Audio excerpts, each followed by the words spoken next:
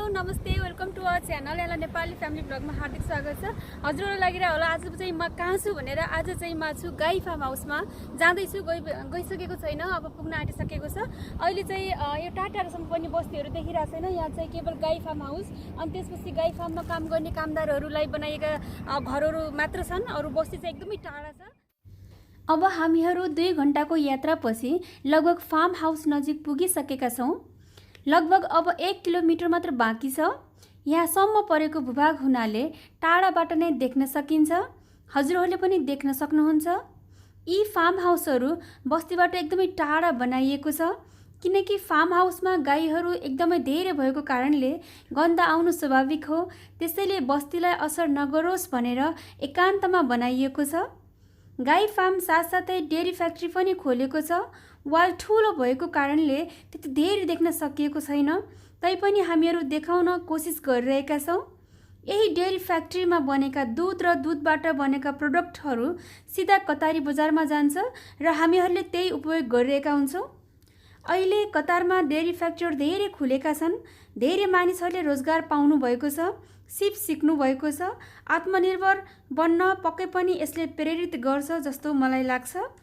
अहिले यो भिडियो बनाइरहेको टाइममा मौसम एकदमै ठीक छ, न जाडो न गर्मीको अवस्था छ। एकदमै रमाइलो वातावरण रहेको छ। कोलाहलबाट निकै टाढा शान्त ठाउँमा फार्म हाउस रहेको छ। बाटो पारी जंगल देख्न सक्नुहुन्छ। जंगल प्राकृतिक रूपमा बनेको होइन, मानिसहरूले नै बनाएको जंगल हो यो। त्यसपछि खाली खाली भूभाग देख्न सक्नुहुन्छ। यहाँ कुनै खेतीपाती हुँदैन, किनकि यो मरुभूमि हो। अहिले चाहिँ हामी गाई फार्म हाउसमा नजिकै आइपुगेका छौँ। हामी गेटबाट छिर्दैछौँ। हेरौँ भित्र जान पाउँछ कि पाउँदैन। हेलो फ्रेन्ड्स, अब हामीहरू गाई फार्मको नजिकै पुगिसकेका छौँ। अब हामीहरू मूल गेटबाट भित्र छिर्दैछौँ। मलाई अलिकति डर लागेको थियो कि आज बिदाको दिन भएको हुनाले सायद बन्द हुन्छ कि भनेर, तर खुल्ला रहेछ। एकदमै खुसी लाग्यो। भिजिटरहरूको जाने आउने क्रम जारी छ। यहाँ उत्पादित प्रोडक्टहरू बजारमा भन्दा केही सस्तो पाउने भएको हुनाले उपभोक्ताहरू यहीबाट प्रोडक्टहरू किन्नको लागि पनि आउँदा रहेछन्। भित्र छिर्ने बित्तिकै हजुरहरूले ठुलो गार्डन देख्न सक्नुहुन्छ। निकै ठुलो र सुन्दर छ यो गार्डन। भिजिटरहरूको भिड पनि हजुरहरूले देख्न सक्नुहुन्छ। गार्डनको राइट साइडपट्टि ठुलो चिल्ड्रेन पार्क रहेछ। बच्चाहरू त्यही खेलिरहेका छन्। गाईको मूर्तिहरू पनि हजुरहरूले देख्न सक्नुहुन्छ। प्रशान्त पनि गाईसँग खेलिरहेका छन्, रमाइरहेका छन्। प्रशान्त पनि गाईका मूर्तिहरू पनि देख्न सक्नुहुन्छ। थुप्रै थुप्रै धेरै मूर्तिहरू बनाइएको छ यहाँ। यो हरियालीमा गाईका मूर्ति होइन, गाई नै चरिरहेको जस्तो देखिन्छ।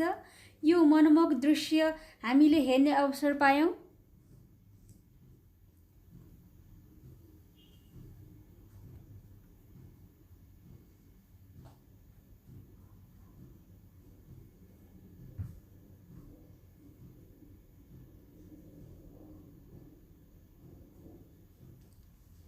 अब हामीहरू एकदमै नजिक पुगिसकेका छौँ। भिजिटरहरूको आउने जाने क्रम जारी छ। हजुरहरूले देख्न सक्नुहुन्छ। हल्का गन्ध आएको अवस्था छ, तैपनि स्प्रे छरिराख्दो रहेछ। केटाकेटीहरू पनि रमाउँदै हिँडिरहेका छन्। प्रशान्त भित्र गएर पनि निस्किसके। हामीहरू भित्र छिर्दैछौँ। एकदमै एक्साइटेड छौँ हामीहरू देख्नको लागि। गाई फार्म हाउस भए पनि सफा छ ठाउँ, कतै पनि फोहोर छैन। हामीहरू भर्याङ चढ्दैछौँ। बाहिरबाट आएर बेला थोरै हल्का अँध्यारो देखिएको छ। वाउ, हजुरहरूले देख्न सक्नुहुन्छ गाई फार्म कस्तो व्यवस्थित तरिकाले पालिएको छ। हजुरहरूले देख्न सक्नुहुन्छ। पुराना पुराना चिजहरू राखिएको छ यहाँ प्रदर्शन गर्नको लागि। दूध राख्ने ठेकीहरू, यहाँ पनि मूर्ति रहेछ। देख्न सक्नुहुन्छ पुरानो पुराना चिजहरू जुन चाहिँ कृषिमा उपयोग हुन्छन्। असाध्यै राम्रो तरिकाले सजाएर राखिएको छ। हेर्दाखेरि पनि एकदमै मनोमुग्ध देखिन्छ। कुनै यो गाई पाल्ने ठाउँ होइन, कुनै यो महल जस्तो देखिन्छ।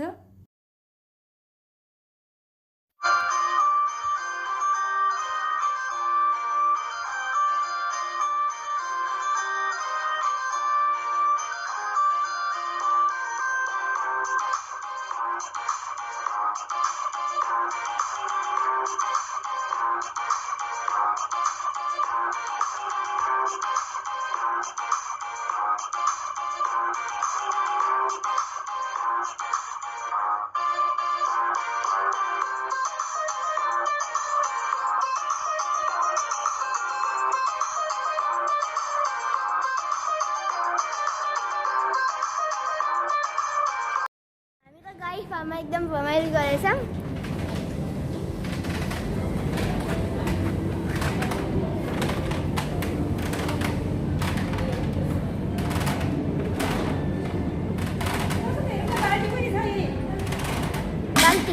बाल्टी हेर न त्यो न ह्यान्ड पम्प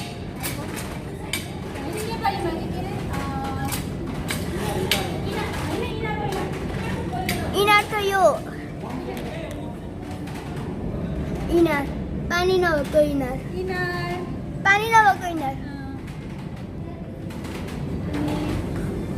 बाबु दुध राख्ने भाँडा हेर न पहिला पहिला जे जे हुन्थ्यो नि त्यो सबै जहाँ ओठ भन्ने एउटै हुँदो रहेछ कि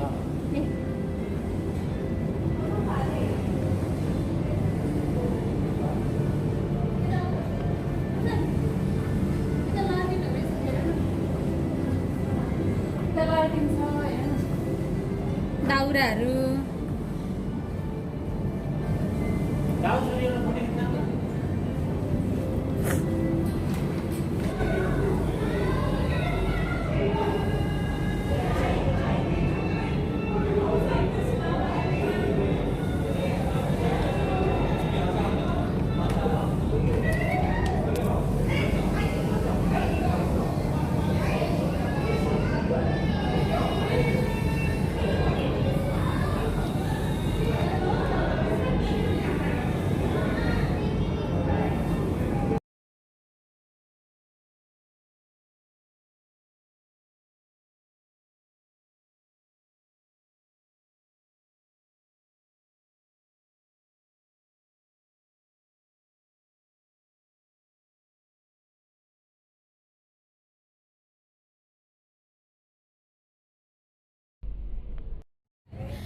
जब कतारका छिमेकी राष्ट्रहरूले आजभन्दा 3 वर्ष अगाडि नाकाबन्दी गरिदियो तब यहाँ एकदमै हाकार मचिएको थियो, एकदमै डरलाग्दो अवस्था भइसकेको थियो। कता लडाइँ हुन्छ जस्तो पनि भइसकेको थियो। हामीहरू एकदमै डराएका थियौँ, किनभने अब घर जान पाइने हो कि होइन भनेर एकदम भित्रभित्र सताइराखेको थियो। झन् अझ फ्यामिली उनीहरू त झनै डराउनु भएको थियो, किनकि आफू त मरिने भयो अब बच्चाहरूलाई पनि मारिने भयो भने डरले झनै सताएको थियो। अनि महलहरू सुपरमार्केटहरूमा चाहिँ खाद्यान्नको एकदमै अभाव भइसकेको थियो, किनभने सबै मान्छेहरू आफूलाई चाहिने भन्दा पनि बढी नै सामानहरू किनेर भित्र लगेर थुपार्ने यो प्रविधिले गर्दाखेरि एकदमै अभाव महसुस भइसकेको थियो। कतारको लागि दुध र दुधबाट बनेका प्रडक्टहरू अनि त्यसपछि माछा मासुहरू साउदी अरबबाट आउने भएको हुनाले साउदी अरबले नाकाबन्दी गरेपछि यहाँ आउने सम्भावना कमै रह्यो र आएन पनि। त्यसपछि कतारले आफू आफ्नो खुट्टामा उभिनुपर्छ भन्ने कुरा उसले पक्कै पनि सोच्यो र त्यसपछि उसले यस्तो गाई फार्महरू खोल्न थाल्यो।